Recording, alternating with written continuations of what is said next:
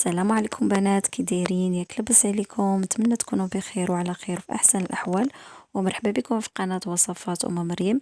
اليوم ان شاء الله نحضر معكم واحد ديتوكس زوين للجسم، مفيد للصحه ديالنا. نتمنى تجربوه وتردوا عليا في التعاليق. اللي فيه خضار طبيعيه اللي غنقوموا بطحنهم. تقريبا عندي 3 د الخضار، عندي الجزر والقرع الاخضر اللي هو الكورجيت، والبربه اللي هي الشمندر، ونص ربطه ديال المعدنوس. غناخدو هاد الكمية، يعني نقسموها جزرة على نصف لاستعمال شخص واحد.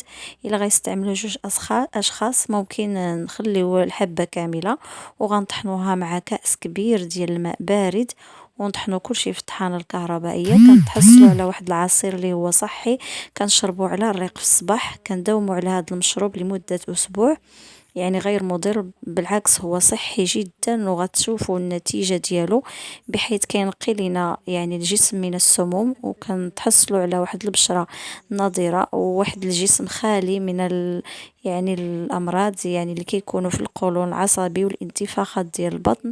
فيه مزايا كبيرة لا تعد ولا تحصى. جربوها البنات وردوا عليا في التعاليق. هذا الديتوكس جربوه بزاف ديال الناس ولقاو واحد النتيجة يعني زوينة بزاف في الصحة ديالهم، لذلك بغيت نشارك معكم.